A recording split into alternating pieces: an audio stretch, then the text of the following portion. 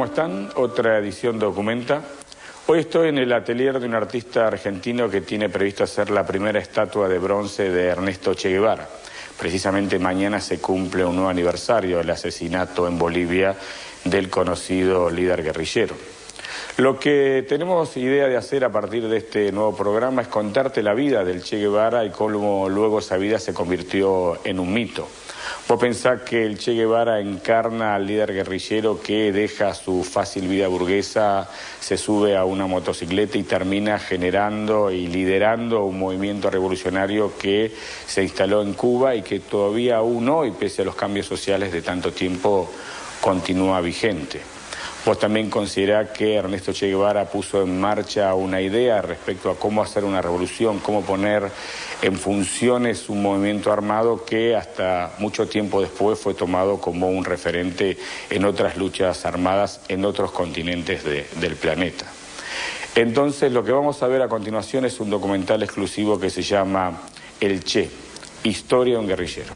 A las 13:10 del 9 de octubre de 1967, Ernesto Guevara, el Che, fue asesinado en una escuelita de La Higuera, un conjunto de poco más de 10 ranchos miserables, cercano a la ciudad de Valle Grande, Bolivia.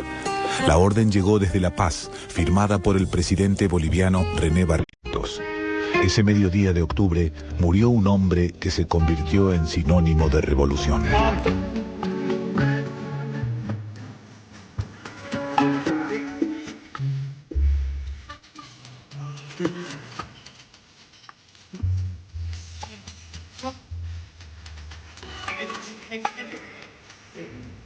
Y para poder mantener nuestro derecho a vivir y hablar con la autoridad del país revolucionario, tenemos que tener las tres. El trabajo dirigiendo la construcción del socialismo, el estudio para ir profundizando cada vez más nuestros conocimientos y nuestra capacidad de actuar, y el fusil, obviamente, para defender la revolución.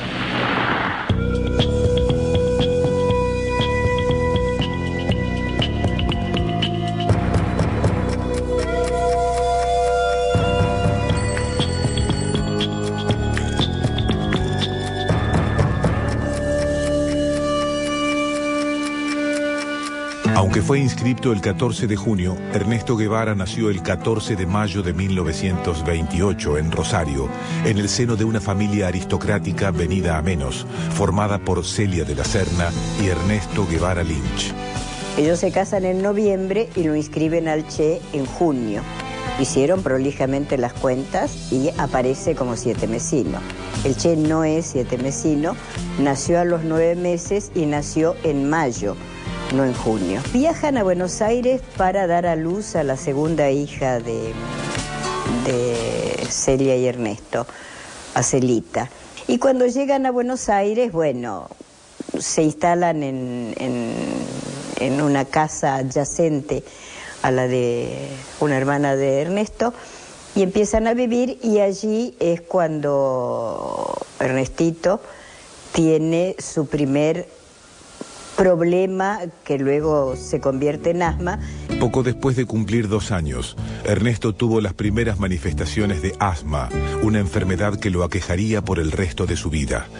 Luego de consultar con varios especialistas, los Guevara decidieron radicarse en un lugar con clima más seco y partieron hacia un pueblito de las sierras cordobesas, Altagracia.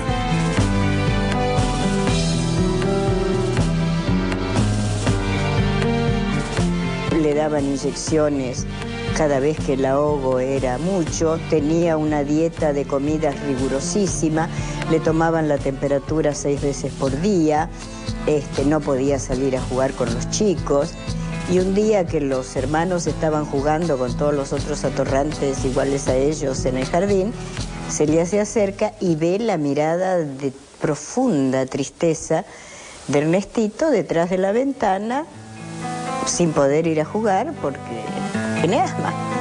Y esa noche decide que el chico va a ser como todos los demás. Entonces, Ernesto comenzó una nueva vida de aventura con los amigos que vivían en las cercanías de su casa, Villa Nidia. Y Ernesto yo lo he conocido cuando vivían en el chalet de Fuentes Pondal, vecino del golf. Habré tenido 5 o 6 años, no tenía más. Los hijos de los taxistas, los hijos de los albañiles, los que eran de Cádiz durante la temporada, etcétera, que eran los amigos permanentes de él. Había 2 clases, el pobre y el rico, no había otra. O era rico o era pobre, una de las dos.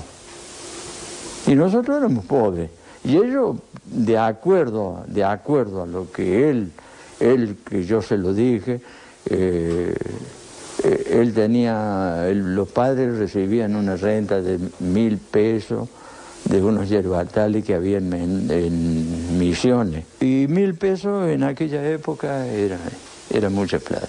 Un chico muy pacífico, muy amable, muy amistoso, muy de no crear situaciones de riña. Ya se notaba de chico, se notaba lo inteligente que era. Porque era inteligente, pero así era travieso, ¿no? ¿Sabe cómo era de travieso? Ha hecho tantas travesuras. A principios de los 40, los Guevara se mudaron a la ciudad de Córdoba, donde Ernesto cursó sus estudios secundarios. Allí se hizo amigo y compinche de Alberto Granado, hermano mayor de un compañero de clases. Poco después de recibirse, Ernesto decidió seguir medicina. Él se inclina hacia la medicina por el deseo de curarse a sí mismo, ¿no? Básicamente. La prueba está que él elige como especialidad la investigación en alergia. Ya en Buenos Aires, la familia Guevara fue a vivir a un departamento ubicado en Araos 2180, muy cerca de donde vivían 2 amigos de Ernesto. Yo vivía en la calle Salguero, los Figueroa vivían en la calle Álvarez, Julián Álvarez, y acá vivían los Guevara, de manera que Ernesto se bajaba del colectivo o del subte en la calle Santa Fe y pasaba siempre por casa y preguntaba a mi madre qué había de almorzar. Según le gustara o no, se quedaba y si estaba bien del asma, en ese momento se comía todo. Los estudios de Ernesto avanzaban, como así también las noches de parranda con sus amigos. Pero apenas comenzado 1952, recibió una invitación de Alberto Granado para recorrer Latinoamérica a bordo de una motoneta, La Poderosa.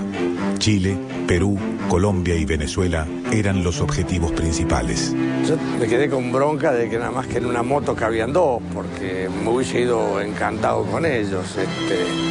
Y yo lo seguí desde acá, desde la calle Araos, donde Celia recibía las cartas de Ernesto. Y yo me comía, me morfaba, como decimos los argentinos, las cartas con los cuentos del viaje, me pareció divertidísimo.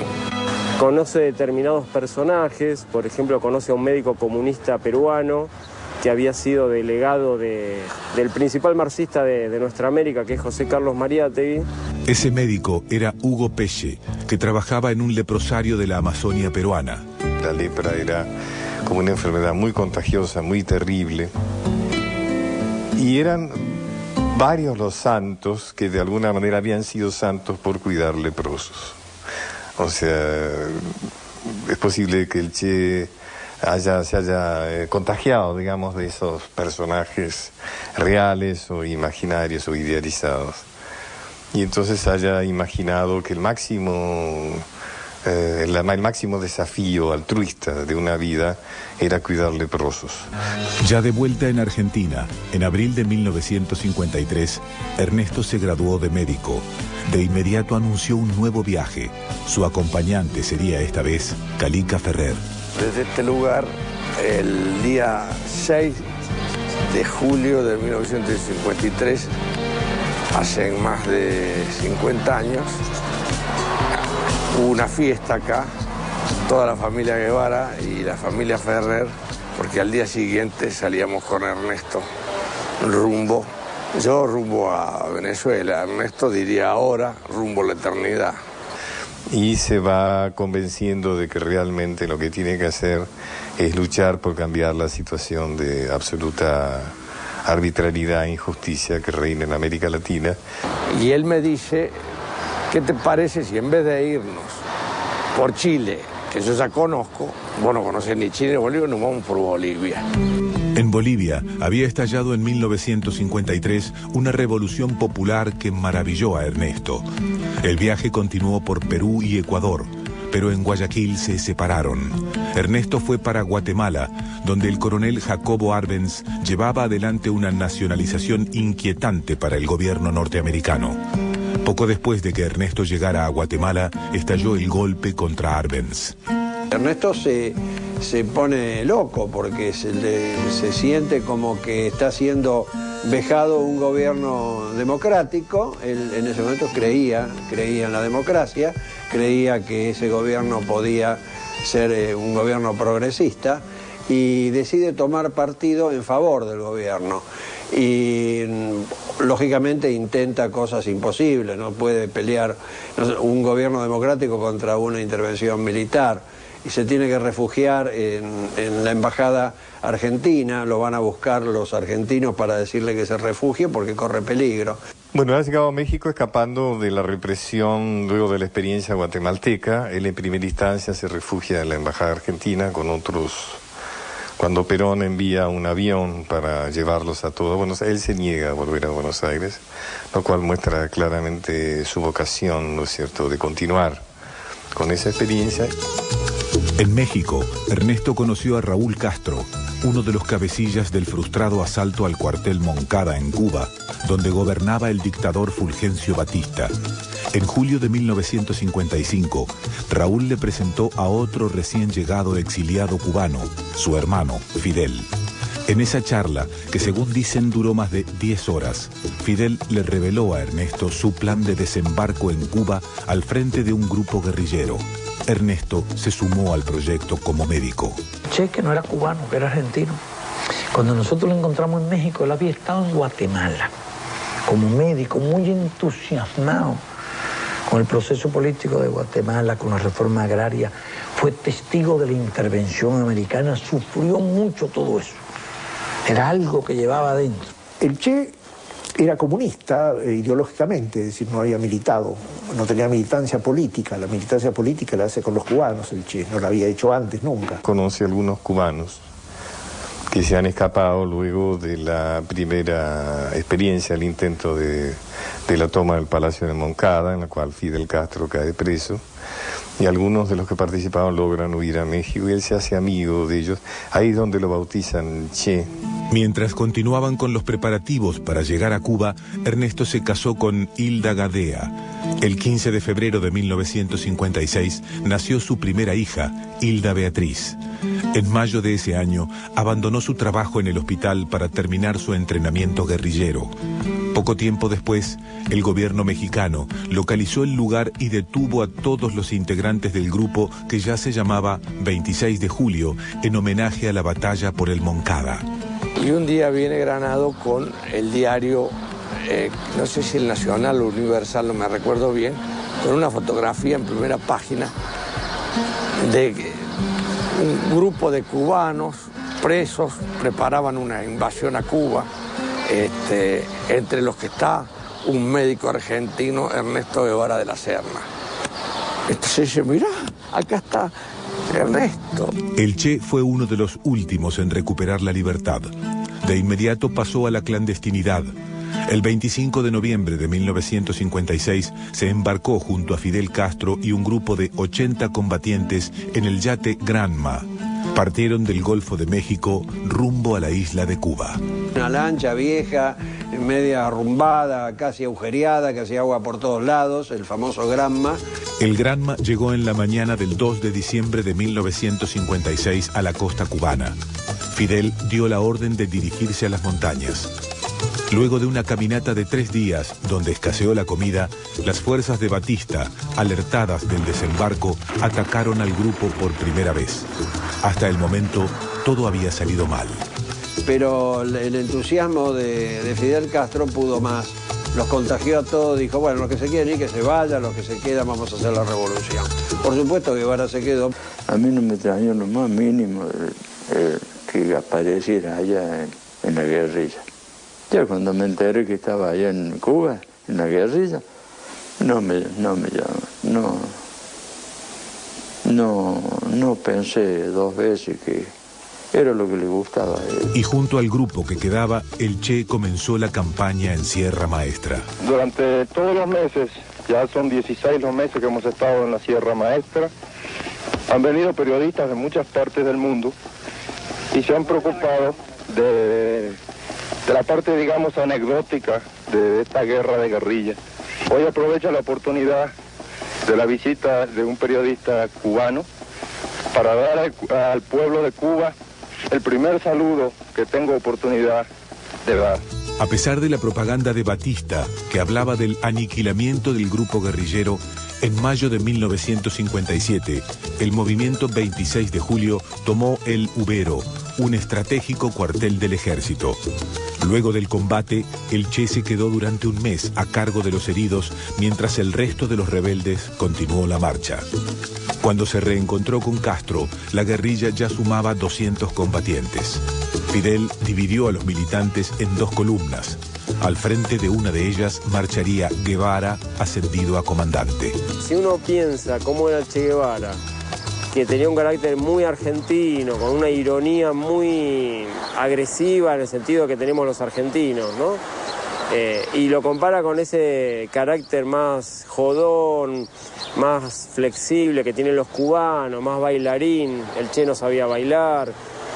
Debe haber costado mucho ganarse el respeto de los cubanos, teniendo ese carácter introvertido, irónico, filoso. Y sin embargo se ganó ese respeto, ¿no? Con Sierra Maestra y sus ciudades totalmente en manos rebeldes, Fidel decidió dar el paso final hacia la victoria.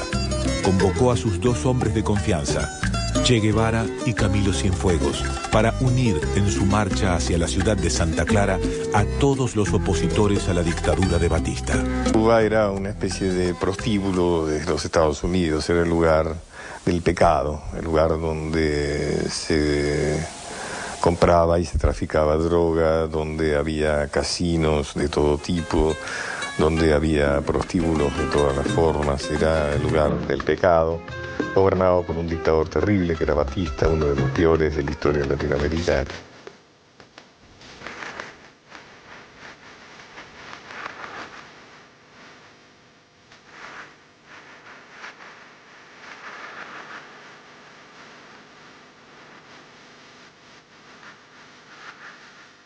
La columna del Che ingresó a Santa Clara el 29 de diciembre de 1958. Luego de durísimos enfrentamientos, el ejército se rindió. Fulgencio Batista abandonó el poder y huyó de Cuba. La infantería y la aviación del dictador capitularon ante el Che. En enero de 1959, Guevara, Castro y la mayor parte de las tropas del 26 de julio ingresaron en La Habana. La revolución había ganado.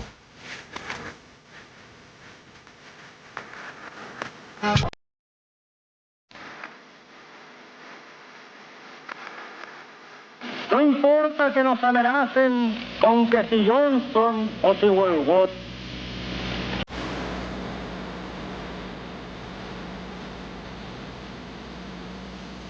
Es decir, Juana o tu hermana.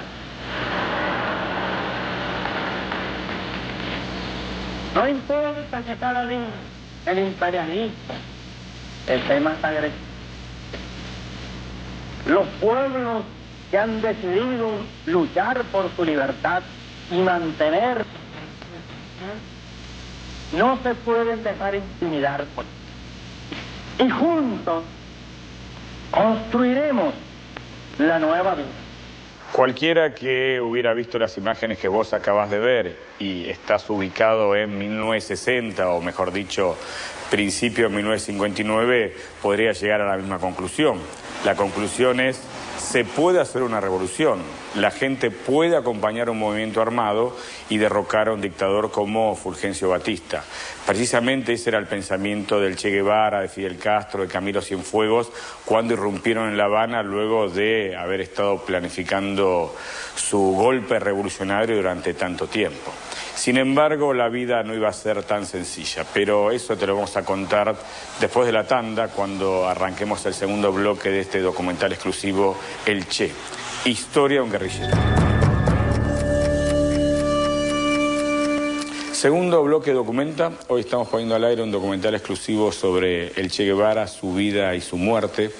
Mañana se cumple un nuevo aniversario de su asesinato por parte del ejército boliviano, la CIA y los Rangers norteamericanos. Y lo que vas a ver a continuación tiene que ver con su papel en la Revolución Cubana, cómo luego él deja de lado los honores y un cargo tan importante junto a Fidel Castro para iniciar una gesta revolucionaria que primero lo lleva al África y luego a América Latina. Entonces, a continuación, segundo bloque de este documental exclusivo, El Che, historia de un guerrillero.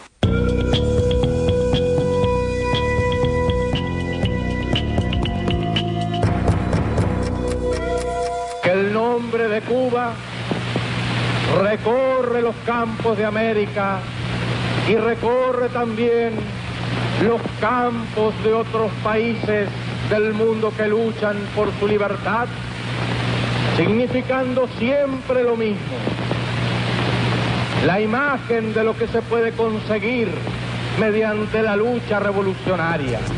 Con apenas 30 años, el Che comenzó a asumir las obligaciones que requería la revolución. Y esas tareas fueron siempre las más complicadas. La primera, realizar una purga en el ejército del dictador Batista. Destacar en primer plano los fusilamientos me parece que tiene que ver más con el interés de Miami que con la propia investigación historiográfica, ¿no? De todas maneras hay que reconocer, y a mí no me parece mal, que en Cuba se fusilaron a varios torturadores. Pero la reforma agraria va, de todas maneras va. Pero la reforma agraria va, de todas maneras va. El Che era de idea y insistía mucho en que se cumpliera radicalmente la promesa de la entrega de tierras a los humildes campesinos cubanos, cosa que se hizo finalmente, que por supuesto despertó la irritación de los grandes terratenientes cubanos y de los grandes terratenientes norteamericanos. Y esa irritación llevaría a la administración norteamericana primero a disminuir la cuota de azúcar comprada a Cuba, después a suspenderla por completo y más tarde a declarar un embargo a todo el comercio con la isla. El primer ministro del gobierno revolucionario Fidel Castro y el ciudadano presidente Dr. Osvaldo Dortos firman la resolución que nacionaliza los bancos norteamericanos radicados en Cuba. Con esta medida, la revolución avanza un paso más en la liberación económica de Cuba. Era el presidente del Banco Central, del Banco Nacional se llamaba. Entonces estaba responsable de nada menos que todas las finanzas. Y además la responsabilidad política. Luego de desempeñarse como presidente del Banco Nacional, el Che Guevara fue nombrado ministro de Industria del gobierno revolucionario. Otro gran paso de avance de la revolución ha sido la primera asamblea de producción de la Gran Habana.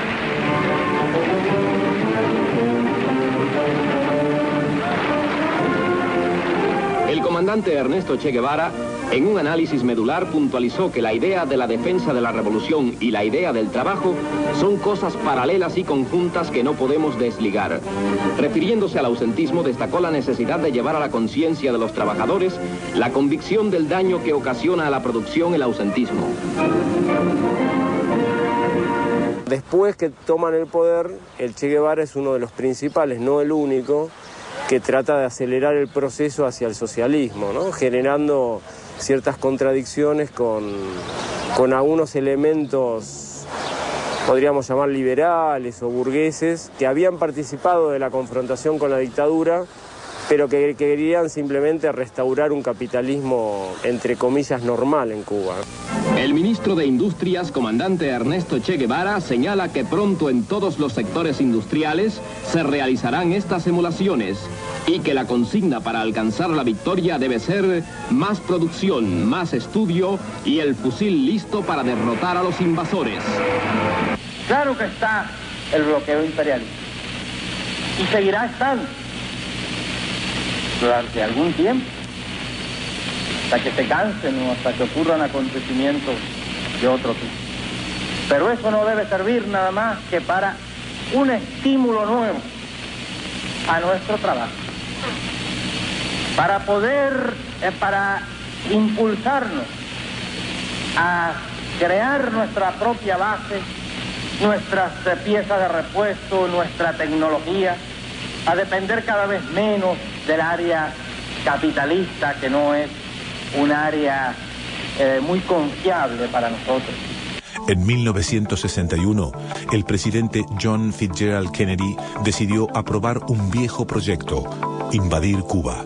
Organizaron los norteamericanos una brigada de contrarrevolucionarios adiestrados en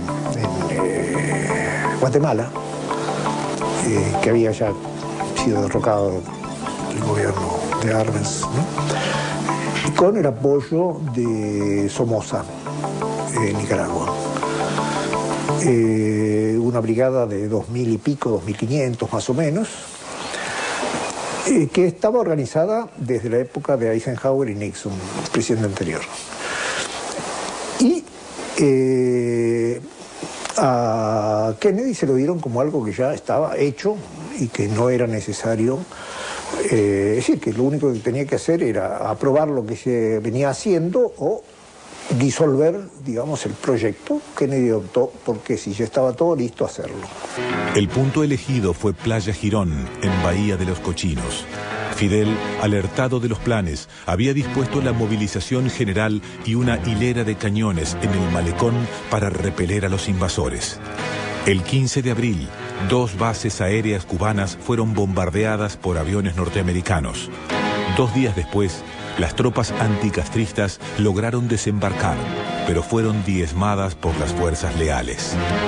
Cuando se produce la invasión de Playa Girón, la participación del Che es muy mínima, es muy poca.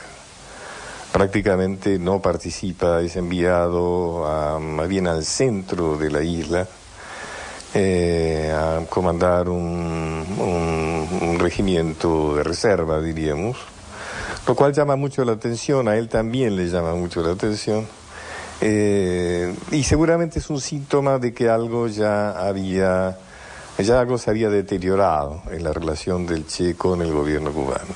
El Che era un hombre muy respetado, muy querido, muy respetado dentro de los dirigentes de la revolución. De tal manera que yo diría que de ninguna manera era un polo de conflicto interior el Che, no lo era. Los rumores sobre el supuesto deterioro en las relaciones entre el Che y Fidel Castro habían crecido por algunas declaraciones de Guevara sobre el papel que debía desempeñar la Unión Soviética en los movimientos de liberación.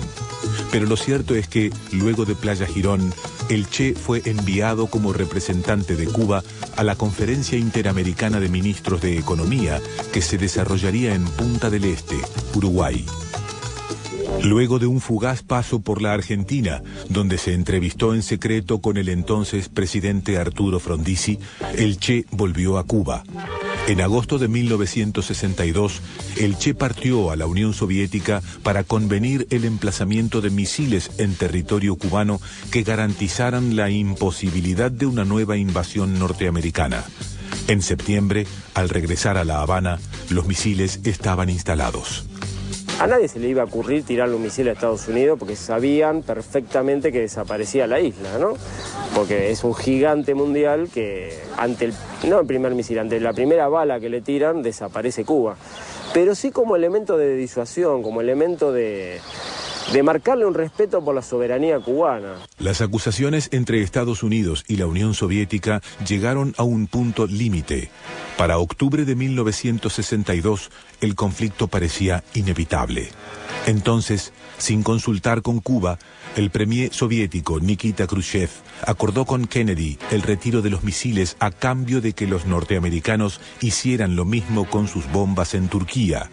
La traición tensó las relaciones entre el Che y los rusos. El Che lo debe haber visto con mucho desacuerdo, ese retiro de los misiles de manera inconsulta, ¿no? Guevara no tenía una relación demasiado simpática con la Unión Soviética, porque él consideraba que le exigía a la Unión Soviética que tenía que dar mucho más de lo que daba de ayuda a los países que habían adoptado el comunismo, el socialismo.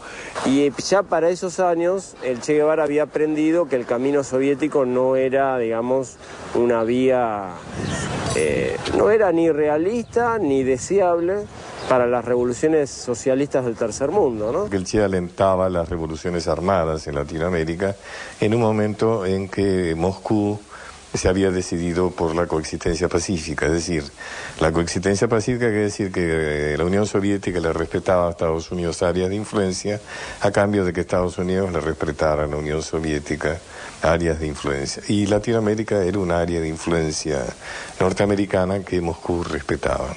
Ahora sí, la historia tendrá que contar con los pobres de América, con los explotados y vilipendiados de América Latina, que han decidido empezar a escribir ellos mismos para siempre su historia. Y esa ola de estremecido rencor, de justicia reclamada, de derecho pisoteado que se empieza a levantar por entre las tierras de Latinoamérica, esa ola ya no parará más. Esa ola irá creciendo cada día que pase, porque esa ola la forman los mayoritarios en todos los aspectos, los que acumulan con su trabajo las riquezas, crean los valores, hacen andar las ruedas de la historia y que ahora despiertan del largo sueño embrutecedor a que los sometieron. Porque esta gran humanidad ha dicho basta y ha echado a andar.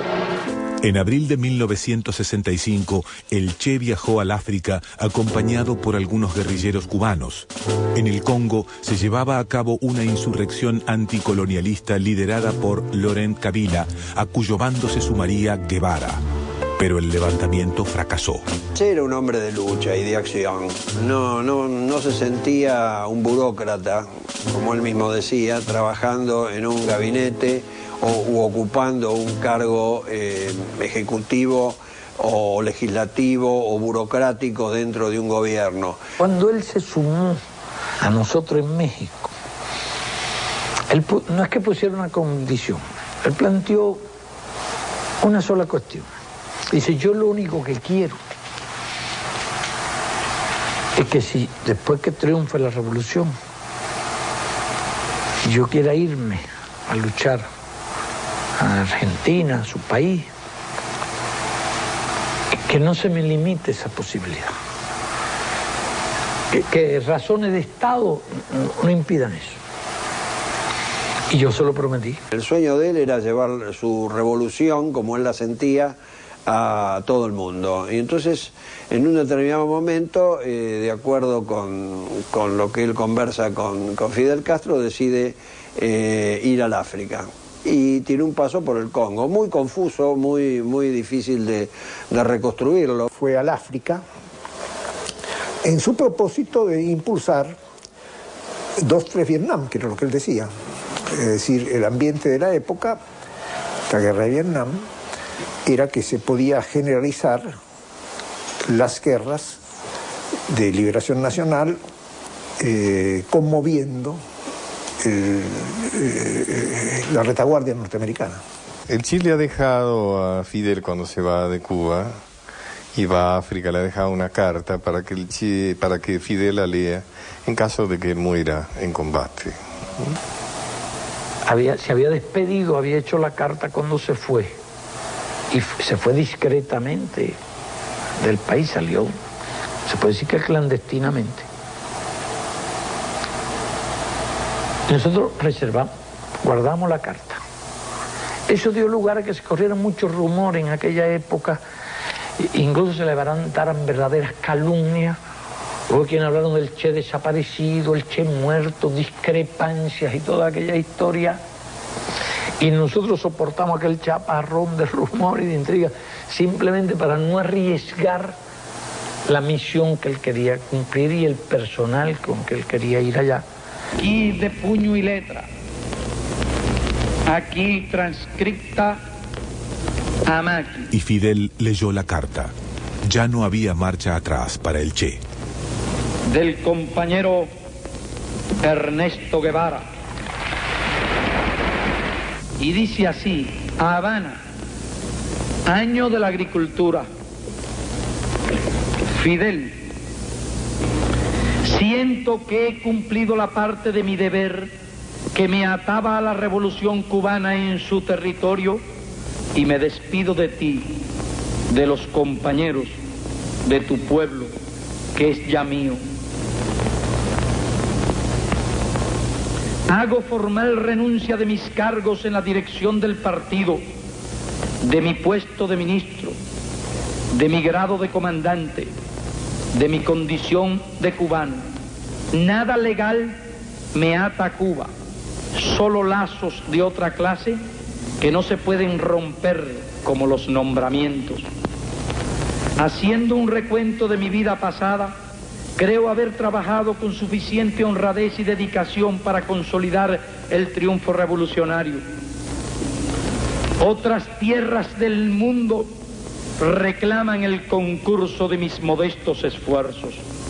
Ahí se pone en juego un aspecto muy clave de la personalidad del Che, que es su gran amor propio. Porque él, si se ha despedido de Cuba, del gobierno, de la nacionalidad cubana, de los cargos, él siente que no puede volver más a Cuba. Pero el Che regresó a la isla en julio de 1966. El secreto de su vuelta fue total. Muy pocos sabían que se hallaba en una alejada zona rural estudiando las posibilidades de un nuevo intento para hacer pie en Latinoamérica con un movimiento revolucionario. Vuelve a entrenarse, se vuelve a entrevistar con Fidel Castro y marcha para Bolivia.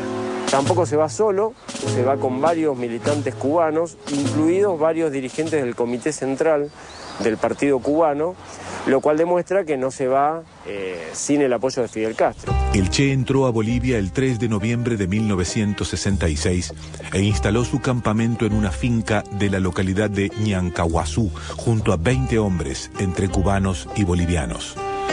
El 31 de diciembre se entrevistó con Mario Monge, líder del Partido Comunista Boliviano. Monge había ofrecido apoyo al movimiento, pero exigió ser el conductor de las acciones. El Che se negó de plano. La posible alianza murió antes de nacer. ¿Cuándo encontrar un lugar donde exista un compromiso del Partido Comunista o de cualquier dirigente individualmente para colaborar con la guerrilla del Che en el país? No hay. Cuando llega el Che a Bolivia, pensando que va a tener el apoyo del Partido Comunista Boliviano, se encuentra con que el Partido Comunista Boliviano no solo no lo apoya, sino que también traiciona. Yo creo que ahí es el momento en que realmente ya el destino está jugado. En Bolivia no hay de ninguna manera un apoyo del pueblo boliviano hacia la revolución, no la entienden y tampoco les interesa, de manera que ahí ese es el primer conflicto. Al no tener apoyo del pueblo boliviano, que no quiere que le hagan una revolución, estaba prácticamente en una empresa condenada al fracaso. La revolución boliviana de los 50 de Paz Estenssoro y de Siles Suazo había llevado adelante la reforma agraria en esa zona, y entonces un argumento del ejército boliviano y de la CIA era que venían a quitarle las tierras a los campesinos bolivianos. Esto es importante para poder entender qué fue lo que pasó en Bolivia. En Bolivia, las condiciones eran absolutamente desfavorables para el Che. El clima, las deserciones, la escasísima ayuda de los campesinos, las permanentes denuncias y las detenciones de algunos guerrilleros fueron diezmando al reducido grupo. El dictador boliviano, René Barrientos, declaró el estado de sitio y el gobierno norteamericano envió ayuda. El Che comenzó una fuga hacia adelante. Están ya en una situación de cuasi desesperación, o sea que violan las reglas básicas de la guerrilla, de la prudencia. Guerrilla inclusive caminan de día y caminan visiblemente. Luego de un enfrentamiento en la quebrada del Yuro, herido en la pierna izquierda, el Che fue detenido el 8 de octubre de 1967 por una tropa comandada por el capitán Gary Prado. Lo condujeron hasta el rancherío de La Higuera y lo dejaron atado en una habitación de la escuelita.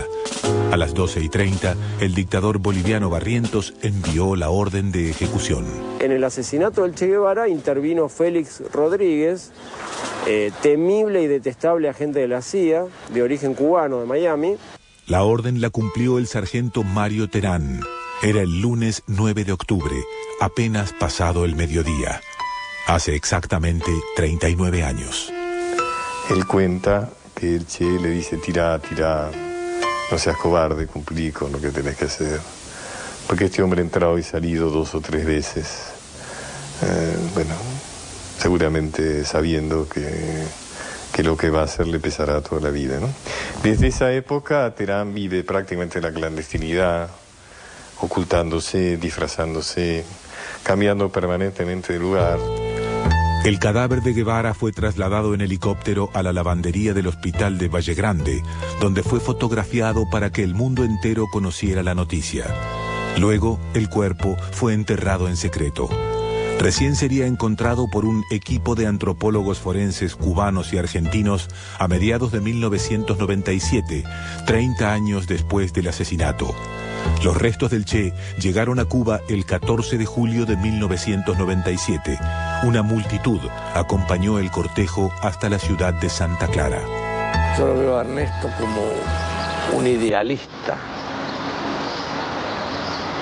un hombre coherente entre lo que pensaba y lo que hacía. Aprendimos a quererte desde la histórica altura donde el sol de bravura le puso cerco a la muerte.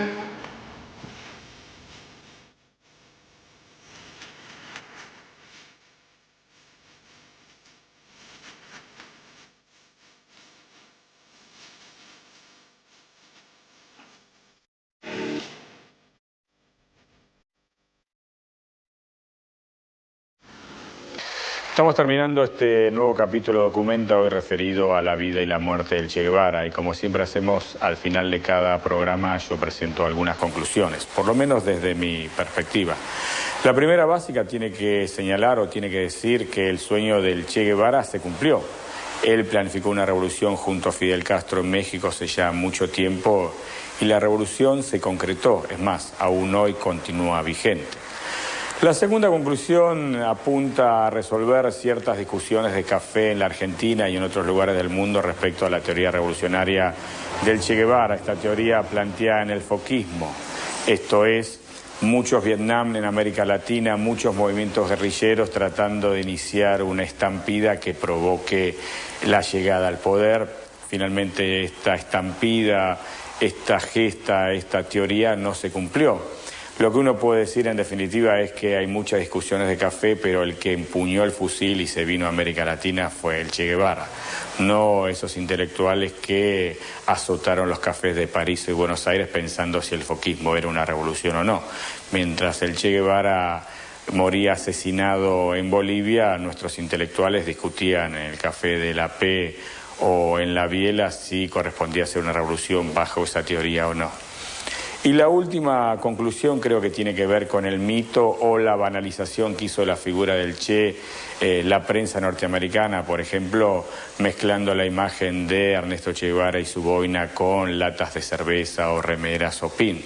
En definitiva, cuando cualquier adolescente hoy en el mundo se pone una remera o se calza un pin, enseguida pregunta ¿quién fue el Che Guevara? Y la respuesta simple es fue un revolucionario. Y con eso alcanza. Chao, hasta la semana que viene.